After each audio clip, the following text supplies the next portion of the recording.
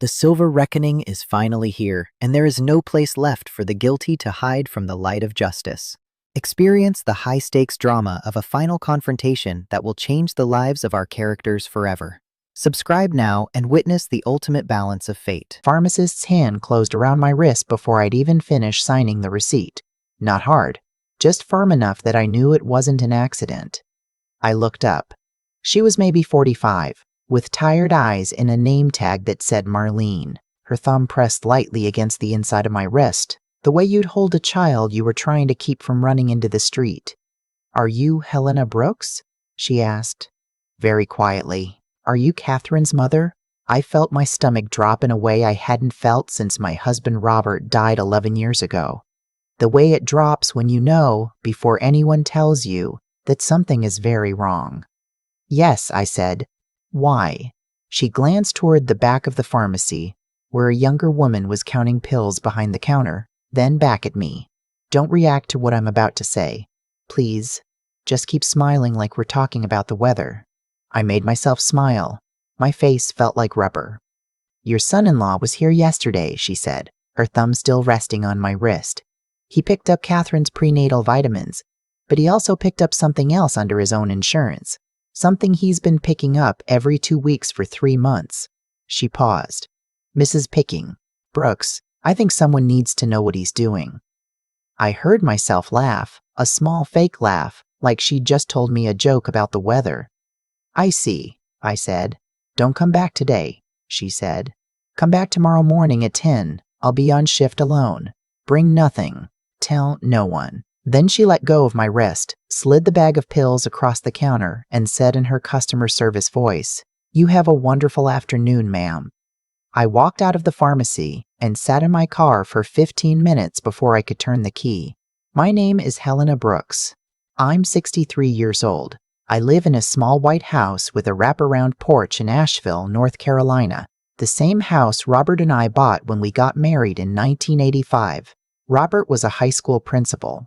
I was an OB nurse for 31 years before I retired 4 summers ago. We had one daughter, Catherine, and I raised her in that house, and after Robert passed, I stayed because the walls still smelled like him for the longest time, and I wasn't ready to lose that too. Catherine is 31 now. She's a kind, gentle person. Always was. The kind of child who cried when other children were left out at recess. She got her father's softness and my stubbornness, which is a combination that the world tends to take advantage of. She married a man named Adrian Whitford 2 years ago. Adrian is 35. He's a cardiologist at Mission Hospital. He's tall, well-spoken, drives a clean dark blue Audi, wears those soft cashmere sweaters that look casual but cost $600. He calls me ma'am. He brings me orchids on my birthday. He stands up when I enter a room. I never liked him. I want to be honest about that because I've spent 2 years feeling guilty for not liking him and pretending I did, and telling Catherine he was wonderful when she asked. I'm a Southern woman of a certain age, and we're trained from childhood to swallow our doubts and pour the tea. But the truth is, from the first dinner she brought him to, something in my chest tightened when he walked into the room. He was too smooth. His compliments arrived a half-second too quickly. His eyes never quite settled on you when he was talking, like he was already calculating his next sentence. I told myself I was being a difficult mother-in-law. I told myself Catherine was happy, and that was what mattered. I told myself Robert would tell me to give the boy a chance. Catherine got pregnant in March. She's 7 months along now. A little girl. They're going to name her Margaret, after my mother. That's why I was at the pharmacy that Tuesday afternoon. Catherine had been having terrible nausea even into her second trimester, and her OB had prescribed something to help. Adrian was working a double shift at the hospital, so I'd offered to drop by Whitford Family Pharmacy on Marymount Avenue and pick up her vitamins and her anti-nausea medication. I'd been there maybe 40 times before. I knew Marlene's face, but not her name. We'd never spoken beyond pleasantries, so when she grabbed my wrist, I knew it was real. I drove home with my hands shaking on the wheel. I made myself a cup of tea I didn't drink. I sat on the porch and watched a robin pull a worm out of the lawn. I thought about Catherine's face when Adrian proposed, the way her whole body softened. I thought about the baby. I thought about Robert and what he would have done. He would have driven straight to the hospital and broken Adrian's nose. That was Robert. But I am not Robert. I am a nurse, and nurses are patient, and nurses gather information before they act. I went back to the pharmacy at 10 the next morning. Marlene was alone, just like she'd said. She locked the front door and flipped the sign to closed and led me into the small consultation room in the back. She had a folder ready. "I'm risking my license showing you this," she said.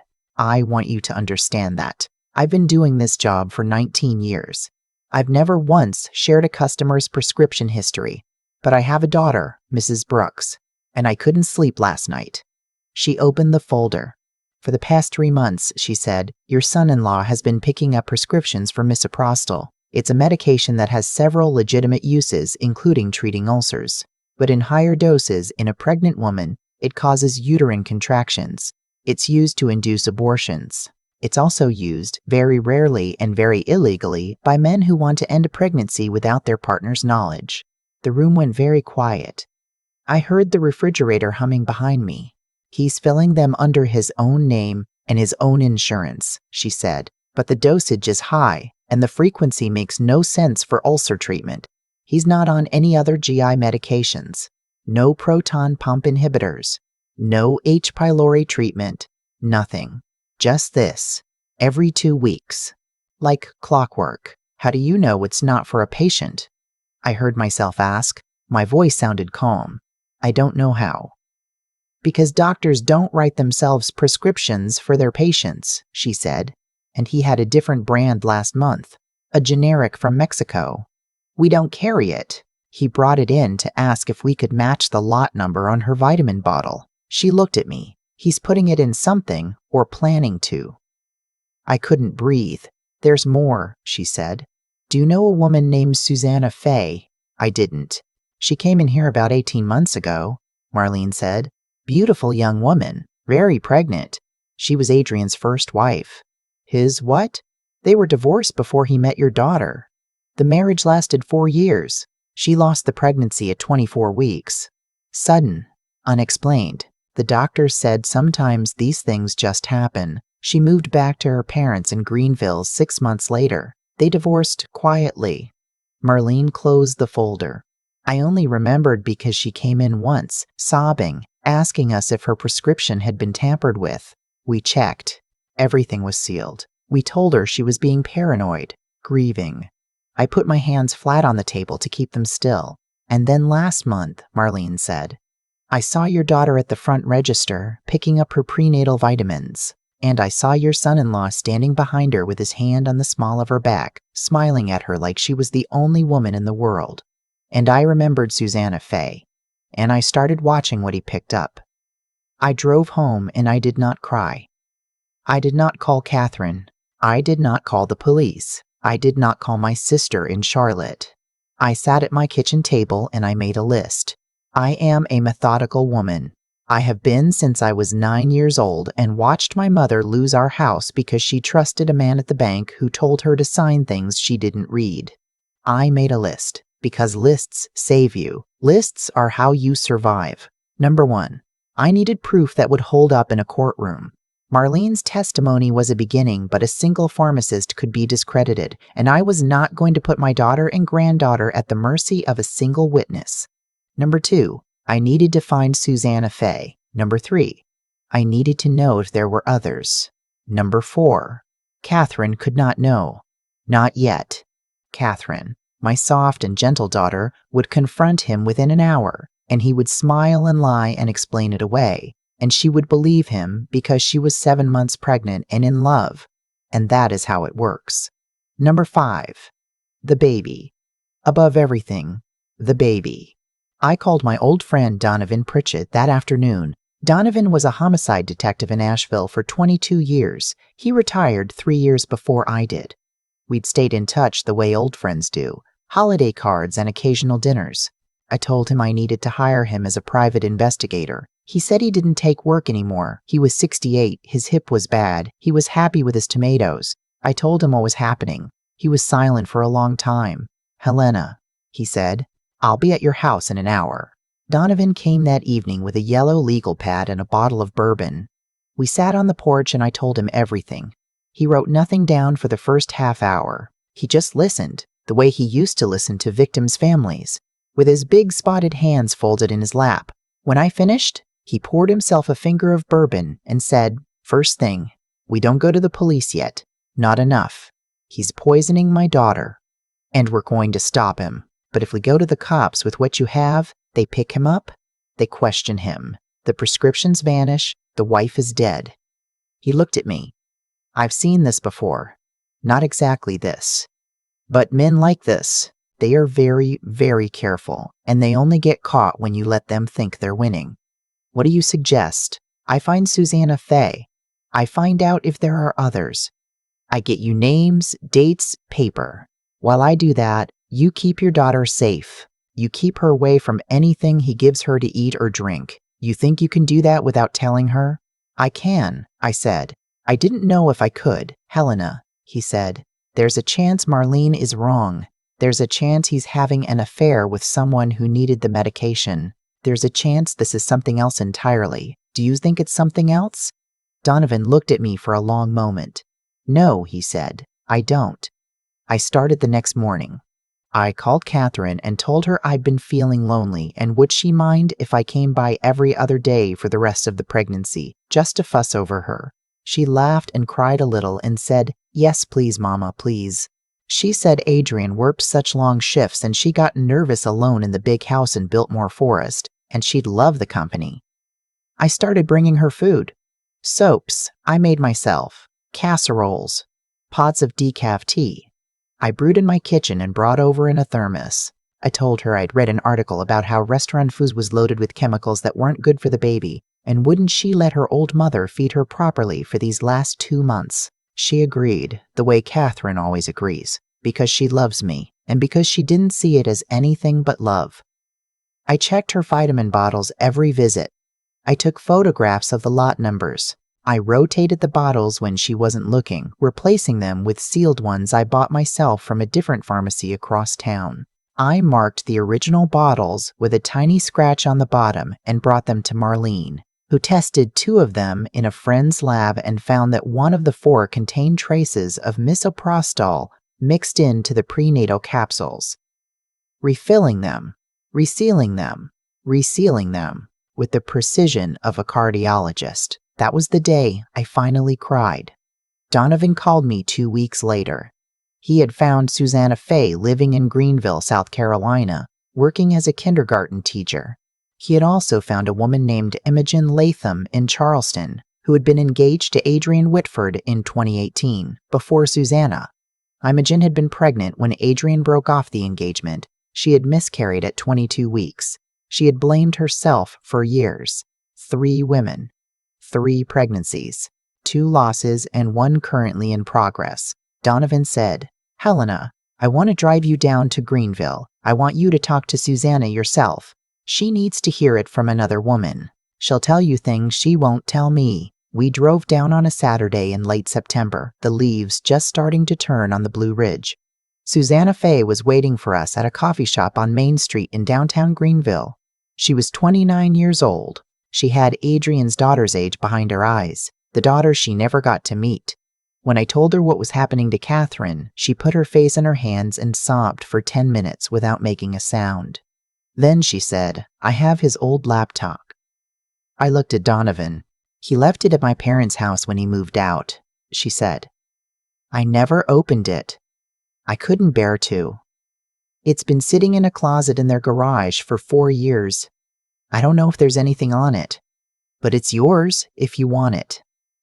We drove to her parents' house. Her mother, a tiny woman with a steel gray bob and the quiet fury of every mother who has watched her child suffer, brought the laptop down from the attic in a plastic bag. Donovan had a friend in Asheville who used to work cybercrime. He cracked the password in 2 days. I will not describe everything that was on that laptop. I will tell you only that there were spreadsheets. He had spreadsheets. Tossages, dates, the women's weights, their gestational ages, their reactions, notes in the margins. Subject became symptomatic at week 19. Adjustment recommended. He had used the word subject. He had photographed the prescriptions before destroying them. He had been planning to do it again. To Catherine. He had a calendar entry, 3 weeks out, that said trial run, low dose, monitor. I called Imogen Latham in Charleston that night. She listened to me through the phone in absolute silence. When I finished, she said, I'm coming up tomorrow. I will testify to anything. I will say anything. He killed my baby. I have known it for 7 years and no one has ever believed me. The 3 of us, Susanna and Imogen and I, met at my kitchen table on a Wednesday afternoon. We made a plan. We did not go to the police yet. We went to a lawyer first, a woman named Beatrice Aldenmark who specialized in domestic abuse and medical malpractice. She listened to us for 4 hours. She made phone calls. She told us how to preserve evidence, how to chain the custody of the laptop, how to get the lab results from. Marlene admitted properly. She told us we had a case that would put him away for the rest of his life, but only if we did it right, and only if Catherine survived to testify, or, God forbid, the baby was lost and the autopsy showed what we all knew it would show. Beatrice said, we need to get her out of that house, today, without him knowing why. That afternoon, I drove to Catherine's house in Biltmore Forest. I told her I'd had a small fall on my porch. Nothing serious, but the doctor wanted me observed for 48 hours. And would she please come stay with me, just for a couple of nights, because I was scared to be alone. Catherine was in tears within 30 seconds. Of course, Mama. Of course. She packed a bag. She left her vitamins on the kitchen counter on purpose because I told her I had a fresh bottle at home from her OB.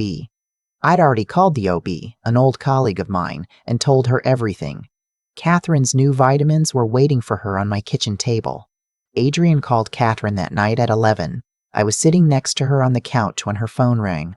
She put it on speaker. He was warm. Concerned. He asked how I was doing. He said he loved her. He said he missed her. He said when she came home, he was going to draw her a bath and make her favorite tea. I watched my daughter's face soften at his voice, and I understood, perhaps for the first time, what it is to want to kill someone. The next morning, while Catherine slept, Donovan and Beatrice and I and 2 detectives Beatrice trusted from the Buncombe County Sheriff's Office sat in my dining room and laid everything out. The prescriptions, the lab results, the laptop, Susanna's testimony, Imogen's testimony, Marlene's testimony, the OB's confirmation that Catherine had shown unexplained mild contractions twice in the 3rd trimester, contractions that had been written off as Braxton Hicks, but which now had a different explanation entirely. The lead detective, a woman named Octavia Burrows, looked up from the laptop and said quietly, "We have him." They arrested Adrian Whitford the next afternoon at Mission Hospital in front of his colleagues in the middle of his rounds. They walked him out in handcuffs. The local news covered it. By that evening, his face was on the 6 o'clock report, and 3 more women had called the tip line. 3 more. 6 women in total. 6 pregnancies. 4 losses across 9 years. He had been doing this since his residency. Catherine found out from the news. I had her at my kitchen table when it came on. I had wanted to tell her myself, but Beatrice had advised me to let her hear it cold, with the evidence already in motion, so she couldn't be talked out of it, so she couldn't soften it, so she couldn't, in some terrible, loyal way, warn him. Catherine watched the screen, watched her husband led out of the hospital in handcuffs, watched his face, that handsome, practiced face, go briefly slack with shock and then immediately rearrange itself into wounded innocence for the cameras. She turned to me and she said, "How long have you known?" 6 weeks, I said. She did not yell at me. She did not cry. She put her hand on her belly, on the baby that was almost here, and she said, "Mama, tell me everything." I told her everything, the pharmacist, the wrist, the laptop, the spreadsheets, the other women, the vitamins I had been switching, the food I had been bringing, the bath she had nearly taken the night he'd offered. All of it.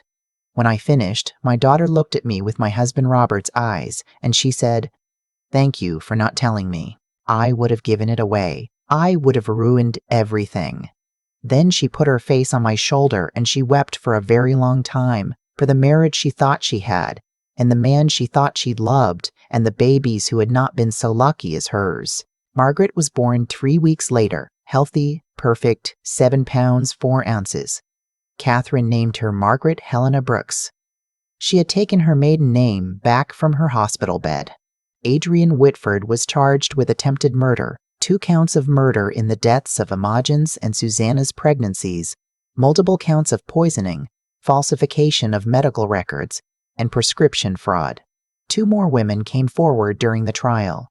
The total reached 8. The trial took 14 months. I sat in the front row every day. Susanna Fay sat next to me. Imogen Lotham sat on her other side. Marlene the pharmacist testified for 2 hours and never once looked at him. Donovan Pritchett, who I will love until the day I die, walked the jury through the evidence like the old detective he was, patient and slow and devastating. Adrian Whitford was convicted on all counts. He is serving 4 consecutive life sentences in a federal facility in Atlanta. He will not see the outside world again. The civil suits the women filed against him together stripped him of every dollar. The women split the proceeds. Susanna used hers to start a foundation for women who suspect their pregnancies have been tampered with. A hotline staffed by lawyers and nurses. I sit on the board. Marlene Hutchings, the pharmacist whose hand closed around my wrist on a Tuesday afternoon in late August, was given a commendation by the North Carolina Board of Pharmacy. She still works at Whitford Family Pharmacy on Marymount Avenue, although the Whitford family that owned it sold it after the trial and changed the name. She and I have lunch every other Sunday now. We do not talk about that day very often. We don't have to. Some things between 2 women don't need words. Catherine and Margaret live with me now. We have not decided if it's permanent, but the baby is a year old and crawling everywhere and pulling the books off Robert's old shelves. And I think Catherine is in no hurry to leave. And I am in no hurry for her to. Margaret has Catherine's eyes and Robert's stubborn chin and a laugh that fills the whole house. Sometimes, late at night, when Catherine and Margaret are asleep upstairs, I sit on the porch where my husband and I used to sit, and I think about how close I came, how close Margaret came, how easily I could have nodded politely at Marlene and taken the bag and gone home and trusted that handsome, smiling man because he called me ma'am and brought me orchids. I think about Susanna. I think about Imogen. I think about the women I never met whose pregnancies he ended before he learned to be subtle about it. I think about Robert, who would have broken his nose, and I am glad I didn't. I am glad I waited.